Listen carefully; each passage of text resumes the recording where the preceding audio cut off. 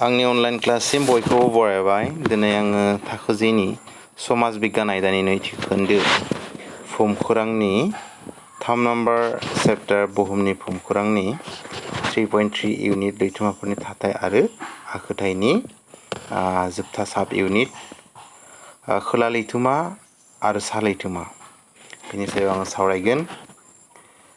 COVID-19 जा revise syllabus बे मथेब्ला बेनो जोंनि जोबथा इउनिट जागोन बे चेप्टारनि। जों गिबियावनो खोला लैथोमानि सायाव सावरायनि।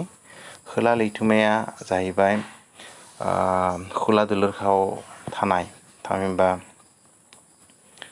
एन्टार्कटिका हादरमानि सेर सेरनि जा लैथोमा ओनसोल बेखौनो खोला लैथोमा बुंनाय जायो। खोला लैथोमाया 40 डिग्री खोला अक्षफाननिफ्राय जागायजेनदों। बिनि हाखालिया 20 निजुत बर्ग किल'मिटार। बेवहाय आङो बर्गखौ लिरनो बावगारदों। बर्ग किल'मिटार, बेवहाय बर्ग दङ 20 निजुत बर्ग किल'मिटार आरो बियो एन्टार्कटिका हादरमानि सोरगिदिं बेंनानै दं। खोला लैथोमाया 40 डिग्री खोला अक्षफाननिफ्राय जागायजेननाय, आं बेखौ बुंखाबाय सिगां। सरासनस्रायै प्रशान्त लैथोमा, आटलान्टिक लैथोमा आरो भारत लैथोमानि बारायलांनाय बाहागोआनो जाहैबाय खोला लैथोमानि बाहागो आरो बे ओनसोलखौ खोला लैथोमा बेनिखायनो बुंनाय जायो। बेयो खोला मिरुजों सरजाबफानाय बे ओनसोला गाहायै बरफजों खोबनाय। खोला मिरु ओनसोलाव थानायनि थाखाय बोसोरनि बांसिन समावनो खोला लैथोमाया बरफजों आवग्रिनानै थानाय। बेवहाय नुनो मोनदों गोबां एन्टार्कटिका हादरमाजों सरजाबफानाय गोबां उन्दै उन्दै दिप बा बरफारि ओनसोलजों बरफजों गथा जानाय ओनसोल बेवहाय नुनो मोनो। खोला लैथोमायाव मख'जाथाव माखासे आमोन्दा सेन लैथो, बेलिंसवेसेन लैथो आरो वेडेल सी लैथो आरो रस लैथो ओरैबायदि माखासे लैथो दङ। बेनि अनगायैबो बेवहाय माखासे दिपफोरबो दङ, उन्दै उन्दै दिप दङ। बेफोर उन्दै उन्दै दिप दङ बेवहाय लैथोआरि दिप दङ। बांसिन ओनसोलानो बरफजों खोबना थानायनि थाखाय बेखौ फरायसंनायाव बा बेनि सोमोन्दै गुवार सावरायनाय नुनो मोना आरो। जोङो खोला लैथोमानि मोनसे सावगारि नायबोनि। जे सावगारियाव नुदों नोंसोरो एन्टार्कटिकाखौ गुफुर सिनजों बुजायनाय जादों। बेवहाय गासै ओनसोलानो बरफजों खोबना थानाय, बेनि सेर सेर ओनसोलफोरा बरफजों खोबना थानाय। बेवहाय गाहायै जिबारि ओनसोल पेंगुइनफोरखौ नुनो मोनो।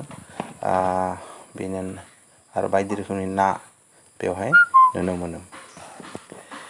दानिया सा लैथोमानि सायाव सावरायनि। सा लैथोमाया जाबाय बुहुमनि बयनिख्रुइबो उन्दैसिन लैथोमा आरो बियो सा दोलुरखावनि मिरु ओनसोलाव आवग्रिनानै दङ। बेयो जाहैबाय मिरु ओनसोल सा दोलुरखावनि आरो बे ओनसोलखौनो मा बुंनाय जायो? आर्कटिक असेन थामहिनबा सा लैथोमा बुंनाय जायो।